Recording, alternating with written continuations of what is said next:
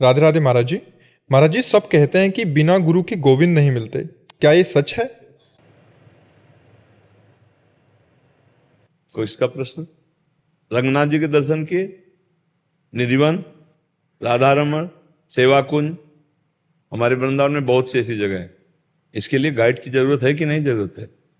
जिसने सब जगह देखा हो वो गाइड अगर हमें मिल जाए तो बिना किसी प्रश्न के हमको सहज में सब जगह दर्शन करा देगा। तो इस संसार समुद्र से मुझे पार करने वाला, इस भव समुद्र में मैं फंस न जाऊं, उसका ज्ञाता एकमात्र भगवान ही है। वही भगवान जब जिस पर कृपा करता है तो गुरु बनता है। बंदो गुरुपद कंज कृपा सिंधु नर रूप हरि, नर रूप धारण किया हरि ने कृपा करके, और वही हमें उपदेश करते तो हम संसार से पार हो जाते हैं।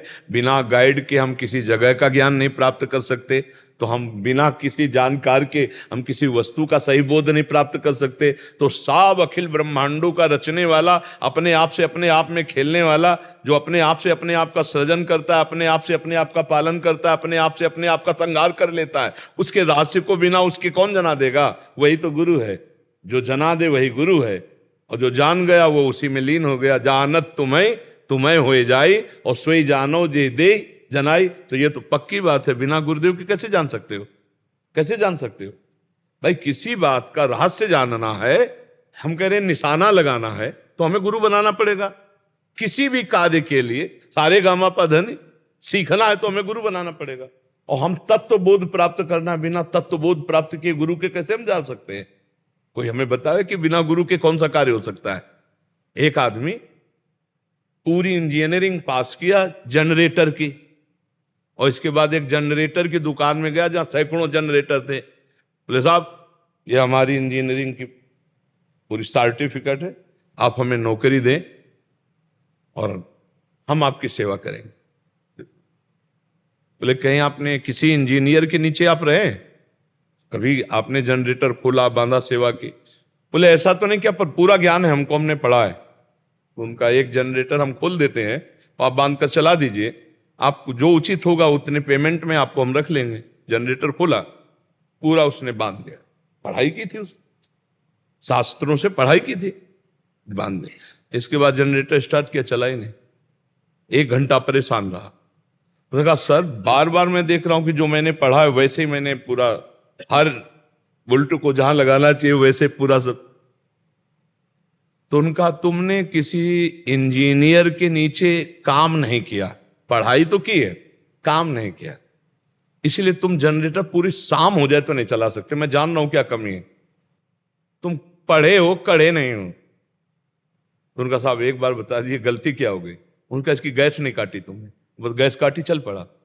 एक गैस ना काटने से पूरी पढ़ाई बेकार थी, जनरेटर नहीं चल रहा था।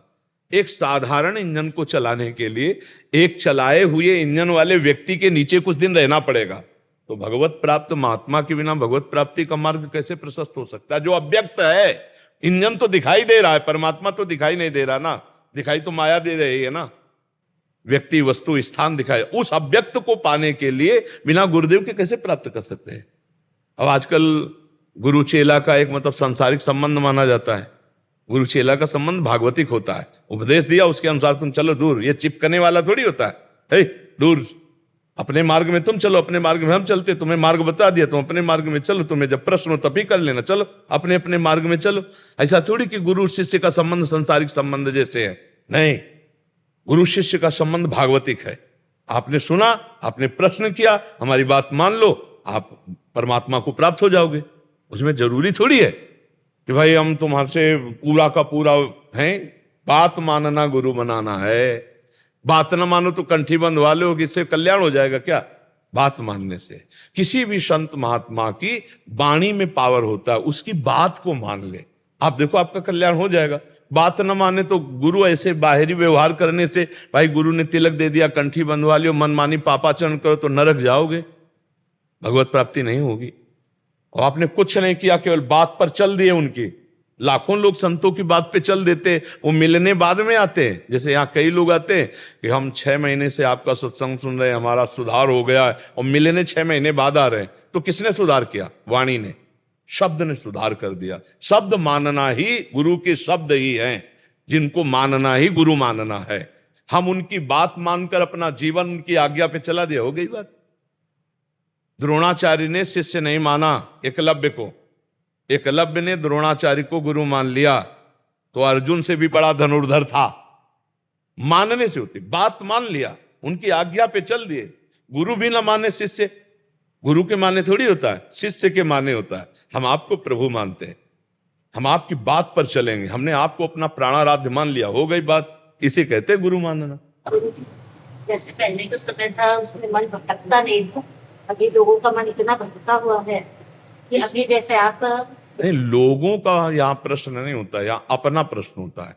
देखो, सत्संग और संतों से बात की जाती है डायरेक्ट, हम लोगों को लेके बात नहीं करते। लोगों का, अगर आप प्रधानमंत्री हो तो आप लोगों के, क्योंकि पूरा राष्ट्र का भार आपके ऊपर है, राष्ट्रपति हो तो आप प्रश्न कर सकते हैं।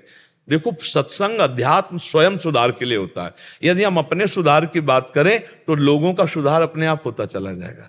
हमारे परमाणु ऐसे बनेंगे, हमारा व्यवहार ऐसा होगा। अगर हम सुधर गए तो हमारे से 2-4 सुधर जाएंगे, और 2-4 से 10-20 सुधर जाएंगे, 10-20 से हो सकता है पूरा माहौल बदल जाए। तो हम पहले अपना सुधार शुरू करें, हम अपनी समस्या का समाधान करें, तब बात बनेगी। क्यों? आप सुधर गए हो, आप महात्मा हो, आप भगवत प्राप्त हो? तो नहीं, तो आप अपने सुधार का प्रश्न करो, लोगों के सुधार करें, तब आनंद आएगा। अब लोगों में आप कुछ भी पूछती चली जाओगी, नहीं बनेगा। आप अपनी पर्सनल बात पूछो, और जिससे लोगों का सुधार होने वाला उत्तर मिल जाएगा अपने आप। सत्संग जो होता है, अध्यात्म जो होता है, वो अपने को लेकर प्रश्न किया जाता है कि मेरा मन बड़ा चंचल, उसको कैसे हम समाहित करें। तो सबका मन चंचल है, अब उसके समाहित का उत्तर मिल जाएगा। अब हम लोग क्या करते हैं, अपने को छुपा करके, फिर तो हमारा उत्तर नहीं काम करेगा। हमारा उत्तर डायरेक्ट काम करता है। हमारे यहाँ प्रश्न होता है आपकी कमी के सुधार के लिए, उसका लाखों लाभ ले लें वो बात अलग है। प्रश्न आपका होगा, कमी आपकी होगी, सुधार लाखों का होगा।